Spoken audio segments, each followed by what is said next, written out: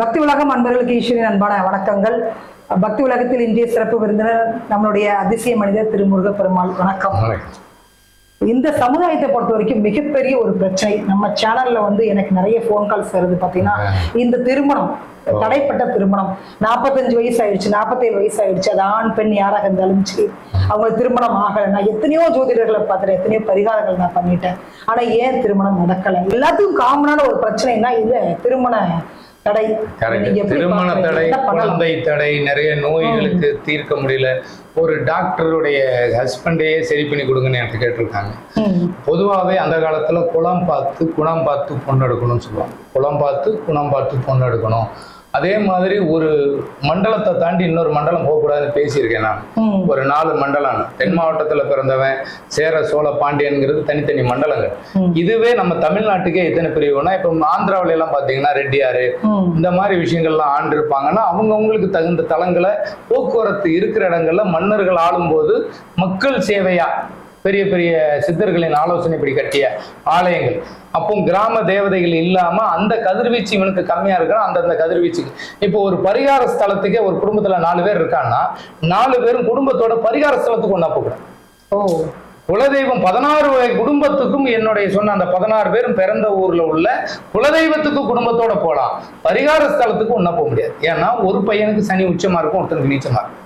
அப்ப அவன் பிறந்த பிறப்புக்கு தகுந்த மாதிரி இவனுக்கு என்ன இருக்கு, எந்த கோயிலுக்கு இவன் போகணும், எதை சாப்பிட்டுட்டு எதை சாப்பிடணும், எந்த தசையில இவன் இந்த கோயிலுக்கு போகணும், எந்த தசாபுத்தி காலங்கள்ல இந்த கோயிலுக்கு போகணும், இதை எடுத்துக்கணும். இவ்வளவுதான். இதுக்கு தகுந்த மாதிரி பண்ணிக்கிட்டீங்கன்னா தான் இப்போ மாமன் துணை இருந்தா மலை ஏறலாம்னு சொல்லலாம். மாமன் துணை இருந்தாதான் கழுத்துல மாலை ஏறும். ஏன்னா தாய் மாமன் தான் கன்னியாதானத்துக்கு வச்சு பண்ணுவாங்க. இதெல்லாமே நிறைய இதுக்கெல்லாம் நான் கொஞ்சம் நன்றி சொல்லுவேன். யாருக்கு? பிராமணருக்கு.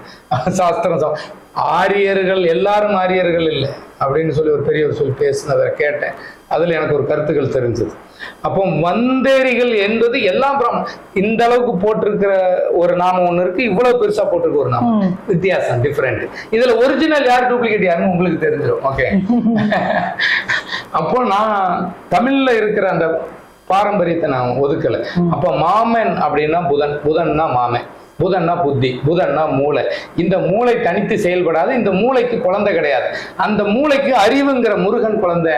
தலைக்கு தனி இன்னொரு தலை கிடையாது. அதனால சிவனுக்கு பிள்ளை, நெற்றிக்கண்ணில் பிறந்த முருகன்கிற அறிவு. அதனாலதான் ஆண் அப்பிள்ளை அப்படின்னா, செவ்வாய் என்பது ஆண் அப்படின்னா தலைமை அப்படிங்கிறது ஒரு ஆண் காரகத்துவம். அந்த ஆளுமைக்கு பேரு தான் ஆண் பிள்ளை. அறிவு என்பது ஆளுமை. அதனால அவன் ஆண் பிள்ளை. முருகன் ஆண் பிள்ளைன்னா ஆம்பளைக்கு பிறக்கல. அறிவு என்பது ஆண்மை, ஆளுமை. அதனால அவன் ஆண் பிள்ளை. ஓகேங்களா? முருகன் என்பது அறிவு. அதை வச்சுதான் இந்த உலகத்தை ஆளுமை செய்ய முடியும்.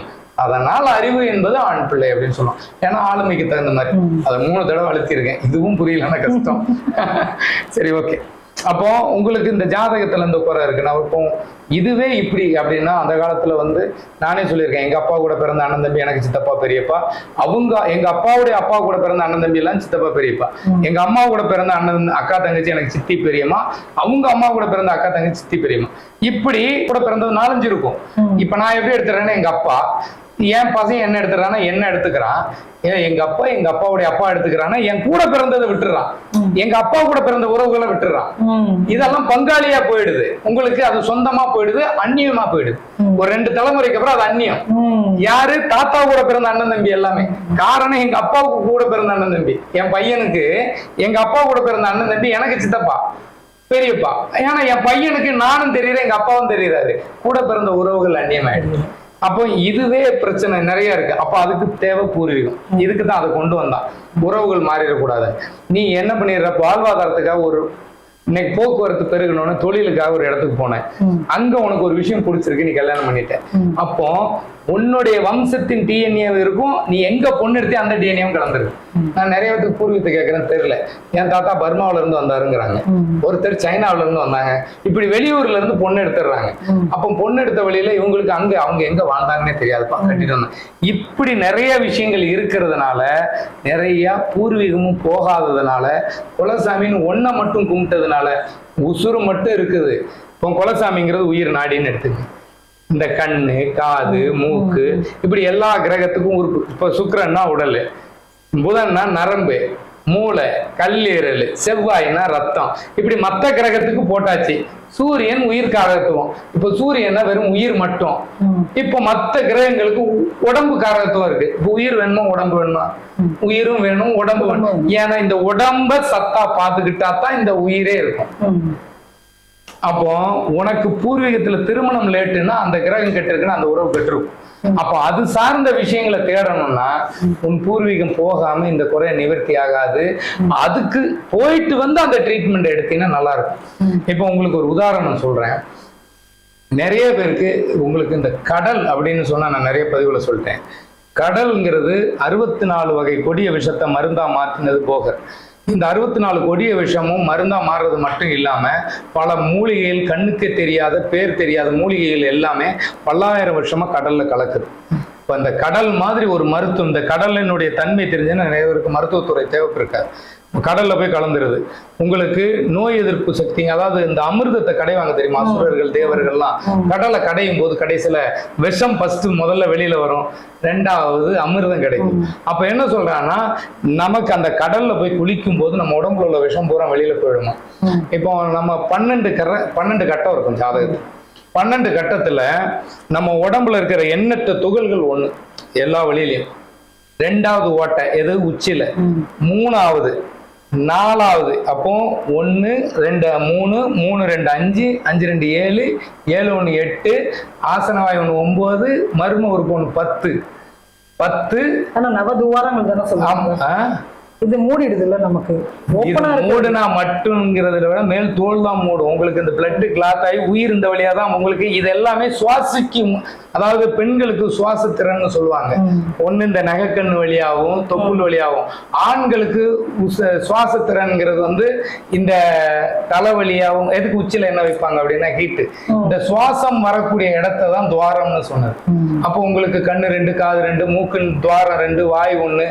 அப்போ 2 4 6 7 8 9 10 ஒரு 9 துவாரம் சொன்னாலும் இதுல நாசிய ஒன்னா வச்சிருப்பாங்க. அதனால நவதுவாரம். நான் 2ஆ எடுத்திருக்கேன். ஆனா நாசி எல்லாரும் ஒன்னா சொல்லுவாங்க.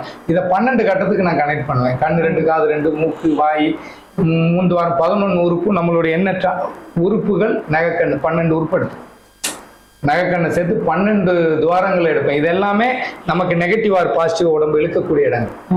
அப்போ நம்ம கடல்ல கொண்டு போய் குளிக்கும் போது அது எண்ணற்ற மூலிகைகள். இதுல நம்ம கண்டுபிடிச்ச கோள்கள் இத்தனை. இதுல எண்ணிலடங்காத கோள்களினுடைய கதிர்வீச்சும் அந்த கடல்ல படும். எல்லா கதிர்வீச்சும் ஒரே நாள்ல படாது. பூமியில வந்து விழுகிறது பல ஆயிரம் வருஷத்துக்கு அப்புறம். அதை நாள் கணக்கு கண்டுபிடிச்சுதான் போட்டிருக்காங்க. அப்போ உங்களுக்கு உப்பு நெகட்டிவா வெளியே தள்ளிடுது. அதுல இருக்கிற மூலிகைகள் நெகட்டிவா வெளியே தள்ளிடுது. ஆக்சிஜன் உற்பத்தி ஆகிறது கடல்ல, கால்சியம் கடல்ல, ஹைட்ரஜன் கடல்ல, சோடியம் கடல்ல, இப்படி எண்ணற்ற மூலிகைகள். அதனாலதான் 4000 வருஷம் திமிங்கலம் வாழ்ந்தாலும் அந்த எந்த நோய் வந்தாலும் கடல்வாழ் உயிரினம் சாப்பிடலாம். எந்த நோயும் கடல்வாழ் உயிரினத்துக்கு வராது. உங்களுக்கு ஒரு உதாரணம் சொல்றேன். உப்பு கடல்ல அதிகமா இருக்கு. நம்ம உப்பு உடம்புல அதிகமா இருந்தா பிபி. அப்போ அந்த காலத்துல பிபி சுகர் வந்தா என்ன சொல்லுவாங்கன்னா, டேய் பணக்கார வியாதிடா. ஏன்னா பணக்கார வேலை செய்ய மாட்டான். உங்களுக்கு தெரிஞ்சுங்க, பணக்கார வியாதின்னு ஏன் சொல்லுவான்? பணம் இருக்கிறவன் உழைக்க மாட்டான், அவனுக்கு வியாதி வந்துடும். அப்ப இன்னைக்கு உழைக்கவே இல்லை, அதனாலதான் வீட்டுக்கு வீடு பிபி சுகர் இருக்கு. நீ உழைக்கலடா, சூரிய ஒளி அப்சர்வ் பண்ணல, நீ உழைக்க தயாரா இல்லை. அப்போ உங்களுக்கு இந்த பொருத்தம், உங்களுக்கு கல்யாண பொருத்தம் மட்டும் இல்லைங்க, கல்யாணத்துக்கு அப்புறம் குழந்தை. கல்யாணம் என்பது 1000 காலத்து பயிர். எத்தனை காலத்து பயிர்? இங்க பல லட்சம் கோர்ட்டு கேஸ்ல இருக்குங்க. அப்போ உங்களுக்கு கல்யாணம் 1000 காலத்து பயிருன்னா அவன் எவ்வளவு விஷயம் தெரிஞ்சிருந்தா இருக்கணும், எவ்வளவு விஷயத்த ஃபாலோ பண்ணணும், என்னென்னலாம் கொண்டுட்டு வரணும். இதுல எடுத்த உடனே பொறுத்த நல்லா இருக்கு, இதுக்கு நீ ஜாதகமே பார்க்காம உனக்கு ஒண்ணு பிடிச்சிருக்கா, பூர்வீகத்துக்கு இதுக்கு சம்பந்தப்பட்ட தெரிஞ்சிருக்கா, இப்போ கல்யாணம் பண்ணு. அந்த பூர்வீகத்தையும் இந்த பூர்வீகத்தையும் தெரிஞ்சு ஜாதகம் பார்க்க தேவையில்லையா? ஜாதகங்கிறது வந்து இன்னைக்கு பொருத்தம் நேரம் சரியில்லாம இருக்கு, டைமிங் சென்ஸ் தப்பு, 24 மணி நேரம் இல்லைன்னு சொல்லிட்டேன். நிறைய விஷயங்கள் பொருத்தம் பார்த்தாலும் இன்னைக்கு அப்படி பொருத்தம் பார்த்து கல்யாணம் பண்ணி வச்சு நாளைக்கு பிரிஞ்சுட்டாங்கன்னா நாங்க தான் பொறுப்புன்னு ஒரு ஸ்டாம்ப் பேப்பர்ல எழுதி வாங்கி சொல்லுவோம். ஜோதிடம் பாக்குறவங்க கிட்ட உங்க வீட்டுல வந்து இந்த விஷயம் நடக்கலைன்னா நான் தான் பொறுப்புன்னு கையெழுத்து போட சொல்லுவேன். என்ன போட சொல்லுவேன்னு சொன்னா, நான் பூர்வீகம் போட அவன் தாய் தாப்பன் காப்பாத்தோன்னு தான் சொல்றேன். ஜாதகமே வேண்டான்றீங்க உங்களுடைய பார்வை. ஜாதகம் திருமணத்தை பொறுத்த வரைக்கும் திருமண பொறுத்தல எந்த ஒரு விஷயத்துக்கு இன்னைக்கு ஜாதகம் சரியில்லைன்னு சொல்றேன், சரிப்படுத்தி பார்த்தா பார்க்க முடியும். அதாவது என்ன பொறுத்த வரைக்கும் நான் வந்தவங்களுக்கு 1 மணி நேரம் கிளாஸ் எடுத்துட்டு தாங்க போனேன். எதுக்கு இந்த கடல்ல குளிக்க சொன்னேன் அப்படின்னா, சூரியன் காலையில 4 to 6 கடலோட உறவாடும். அப்போ அந்த டைம்ல என்ன ஆயிருதுன்னா, உங்களுக்கு சூரியனுடைய ஒளி கதிர்பட்டு அந்த மூலிகைகள் அதுல இருக்கிற அத்தனையும் ஆக்டிவேட் ஆயிடுது. அதனாலதான் பிரம்ம முகூர்த்தம் திருச்செந்தூர் குருஸ்தலம். அப்ப திருச்செந்தூர்ல போய் அதுவும் அந்த மாவட்டத்தில் உள்ளவனுக்கு இப்படி ஒவ்வொரு ஏரியாவிலையும் கடல் இருக்கு. அப்ப கடல்ல போய் குளிக்கும்போது அவனுக்கு நோய் நொடி இல்லாம போயிரு. இது ஒரு அங்கம். இந்த மாதிரி நீ அந்த ஒன்னையே புடிச்சிடாத. அண்ணன் முருகன் சொல்லியிருக்காரு, நான் போய் திருச்செந்தூர்ல யாருக்கு போகணும்? இப்போ கோயம்புத்தூர்ல இருக்கிறவன் மலை மேல உள்ள கோயிலுக்கு பௌர்ணமிக்கு போகணும். இப்படி அவனுக்கு எல்லாரும் பௌர்ணமிக்கு மலை மேல ஏறினா எல்லாரும் ஏறலாமா? உனக்கு செவ்வாய் உச்சமா இருக்கு. சில பேர் மலையிலேயே பிறந்திருக்கும். இப்போ பொள்ளாச்சி சைடுல மலையில வால்பாறைலாம் இருக்கு. மலையில பிறந்தவன் மலை ஏறினாலும் இன்னும் கூட கொஞ்சம் பிரச்சனை வரும். அப்போ என்ன சொல்றாங்கன்னா, மலை மேல இருக்கிறவன் மாதம் ஒரு முறை கீழையும், கீழே இருக்கிறவன் மாதம் ஒரு முறை மலையும் ஏறணும்னு சொன்னது, கோயிலை கட்டுனது எல்லாமே மருத்துவம். அது நம்மளுடைய ஆன்மீகம்ங்கிற சாமிங்கிற பேர்ல கொடுத்ததுனால இயற்கை இறைவன், இயற்கை மருத்துவம், இயற்கை தான் சித்தம், இயற்கையால் படைக்கப்பட்டவன் மனிதன், அனைத்தும் இயற்கை. இந்த இயற்கையை போட்டு கட்டம் போட்டதுதான் உங்களுக்கு ஜோதிடம். இதுல ஒரு பையன் என்கிட்ட கேட்டிருந்தான், பாபு நாடி ஜோதிடர் பாபு பத்தி பேசக்கூடாதுன்னு நினைச்சிருந்தேன். அவரை பத்தி என்ன பேசுறேன்னு எனக்கு தெரியல. அவன் எதுக்கு எடுத்தாலும் அதுல மெசேஜ் போடுறான், போய் ரோஜா தமிழ்ல பார்க்கணும். ஒரே ஒரு விஷயம், அது கொரோனா வரும், இது அவர் ஒரு புரியாத லாங்குவேஜ்ல சொல்லுவாரு. அவர் தானே பாபு? ஆமா ஆமா. இல்ல, இந்த கொரோனா வெளிநாட்டுல பரவுது, இதெல்லாம் வரும். யாரு காப்பாத்த வருவா, யாரு விவசாயம் பண்ண வருவா, அதை சொல்லு. விவசாயம் பண்ணி இந்த நாட்டை காப்பாற்ற வர போறவன் யாருன்னு சொல்லு. அகத்தியர்ல ஒரு 1000 மூலிகைகள்ல ஒரு 10 மூலிகை பேரை சொல்லி இந்த நோய்க்கு இந்த மருந்துன்னு சொல்லு. அகத்தியர் தானே சொல்றாரு, நான் என்ன நோண்டாத வரைக்கும் நான் நல்லவன் தான், இல்லைன்னா கேள்வி கேட்கறதுக்கு அவரே இங்க வர வேண்டியது. நம்ம ஏரியால தான் இருக்காரு பாபு. நான் அவரை பகைய சொல்லலை, இவன் கேட்டவனுக்கு சொல்றேன். நான் சும்மா நான் ஒரு கருத்து, மக்கள் கருத்துல போயிட்டு இருக்கேன். நீ பாட்டுக்கு அவருக்கு இவருக்குன்னு என்ன முடிச்சு போட்டீங்கன்னா அப்புறம் நான் கேள்விகள் கேட்க வேண்டியது இருக்கும். இல்ல, அவரை பத்தி இப்ப என்ன கேட்கிறாரு? நான் என்ன சொல்றேன், சித்தர் அகத்தியர் தானே, அகத்தியர் குறிப்புகள் எத்தனை இருக்கு, பல லட்சம் குறிப்புகள்ல இருக்கு. இந்த நோய் வரும் அந்த நோய் வரும்னு சொன்ன அகத்தியர் இந்த நோய்க்கு மருந்து சொல்லலையா? இல்ல, கமெண்ட்ல அவர் என்ன சொல்றாரு, பாபு பத்தி நீங்க பேசுங்கன்றாரு. என்ன பேசல, என்ன சொல்ல? இல்ல பாபு சார் பர்ஃபெக்ட் இந்த மாதிரி பேசியிருக்காரு. அதுல இந்த 12 கட்டம் என்ன, ரிஷப லக்னம்னா என்ன கோத்திரம், நான் தான் 7 சக்கரமும் ஒருத்தன் உடம்புக்குள்ள வாங்கிருமே. குலம் கோத்திரங்கிறது எதுக்கு வந்தது அப்படின்னா, நான் மனித குலம், மனித கோத்திரம், இயற்கையின் குலம், இயற்கையின் அமைப்பு. நான் இதுவே தெரியல. இதுல தனி குளம் தனி கோத்திரம் வேற. அது உன் அடையாளம். அரச மரமா, வேப்ப மரமா, ஆலமரமா, அத்தி மரமா, வாழை மரமா, நீ என்ன மரம்னு தெரிஞ்சுக்கணும். அதுல ரிஷபம் அப்படின்னு சொன்னீங்கன்னா அதுல ராகு கேது நீச்சம். ஏன் ரிஷபத்து லக்கணத்துல பிறந்தவன் எவனும் ஜாக மாட்டானா? எந்த ராசியில பிறந்தவனுக்கு எந்த நோய் நொடியும் வராதா? உச்சமா இருக்கிறவன் உச்சமாவே வாழ்வானா? இங்க எல்லாத்துக்கும் பாசிட்டிவ் ஆர் நெகட்டிவ். இதெல்லாம் இயற்கை தான் படைச்சது, இயற்கையில தான் தீர்வு இருக்குது. இயற்கையை வளர்த்தால் மட்டுமே, அதாவது நம் முன்னோர்கள்ங்கிற இயற்கையை வளர்த்தால் நாம வாழ முடியும். நாம் முன்னோர்கள் அழிச்சா நாம செத்துருவோம். ஏன்னா முன்னோர்கள்ங்கிறது வீடு மாதிரி உள்ள நாம வாழ்ந்துகிட்டு இருக்கோம். வீடு இல்லைன்னா நடு ரோட்ல வாழ்றவனுக்கு பேர் பிச்சைக்காரன். அதனால தேவையில்லாத கருத்துக்களை பகிர வேண்டாம். யாரும் எனக்கு எதிரி கிடையாது. என்னுடைய கருத்துக்கள் ஏற்புடையவர்கள் ஏற்றுக்கொள்ளலாம், ஏற்பில்லாதவங்க ஒதுங்கி இருக்கலாம். ஏன் தேவையில்லாத? திருமணத்தை பொறுத்த வரைக்கும் நீங்க திருமணம் பொறுத்த வரைக்கும் பூர்வீகத்தை தொடும்போது கண்டிப்பா உங்களுக்கு கொடுக்க வேண்டிய விஷயத்த கொடுத்துருவாங்க. அதாவது சொல்றேன் அப்படின்னா, எங்க அம்மா நான் பிறந்ததுல இருந்து எனக்கு என்ன வேணும், நான் எதுக்கு அழுகிறேன், நான் எதுக்காக இது பண்றேன், எனக்கு நல்லது கெட்டதுக்கு எனக்கு கூடி வந்து எல்லாத்தையும் செஞ்சது என் சொந்த பந்தம். எனக்கு ஒரு விஷயம்னா என் உறவுகளோடு கூடி மகிழ்வது திருவிழா, என் உறவுகளோடு நான் வாழ்ந்தது பண்டிகை, என் உறவுகளோடு வாழ்வதற்கு பேர் என் கிராமம், என் ஊரு, நான் பிறந்த மண்ணுக்கு பேர் தான் என்னுடைய குடி உரிமையே. என் ஆணி முதல் அச்சு வரைக்கும் என் பிறந்த இடமே வேலை செய்யுது. புகுந்த இடம் என்பது வந்த இடம். அந்த புகுந்த இடத்துல வாழலாமே தவிர உரிமை கொண்டாடக்கூடாது. அதே மாதிரி ஒரு புகுந்த பெண்ணு நம்ம வீட்டுக்கு வந்திருக்குன்னா மகளா பாவிச்சு அதை பார்க்கணுமே தவிர, அவங்க இடத்துக்கு நீ போகும்போது அந்த அணுக்களுக்கு இப்ப 2 விதை சேர்ந்து ஒரு உயிர் உருவாக்குறீங்கல்ல, அது மாதிரி நம்மால் எப்படின்னா அரச மரத்தை சுத்தினா குழந்தை பிறக்கும்னு சொல்லுவாங்க. அரச மரத்துக்கு அடியில போய் சுத்துவோம். அரச மரத்தை தனியா வெளியே வந்து சுத்தணும். ஏன்னா அரச மரத்துக்கு கீழே நிழல் இருக்கும். இந்த நிழலை கீட்டு அரச மரத்தை சுத்தினா அரச மரத்தை சுத்தி வெளியே வரும்போது அந்த காற்று மேலப்படும். கோயிலை சுத்திட்டு உள்ள போன்னு சொன்னது கோபுர கலசத்தினுடைய வைப்பு.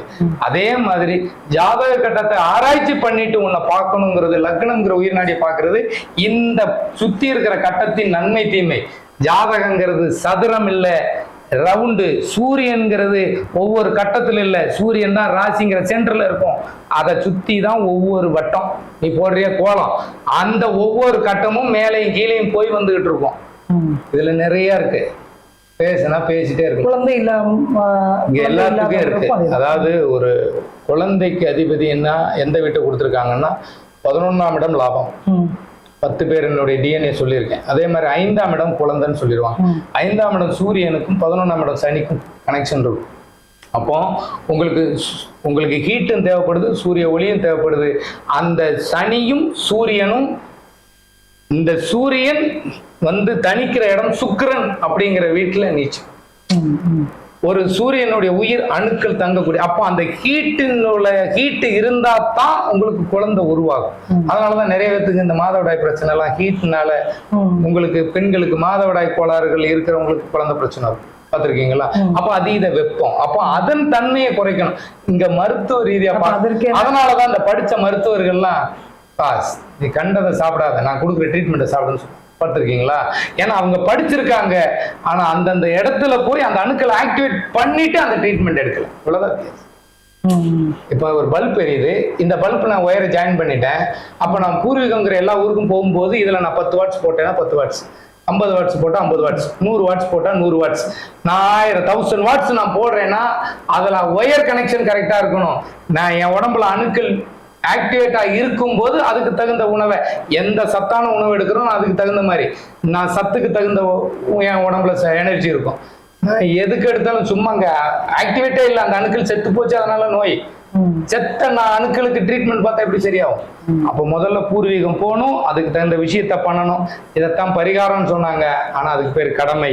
கடமையை செஞ்சா பலன் நிச்சயமா கிடைக்கும். வாழ்த்துக்கள். மூச்சு வாங்க. மீண்டும் சந்திக்கும் வரை உங்களிடமிருந்து விடைபெறுவது உங்கள் கேவி. நன்றி, வணக்கம்.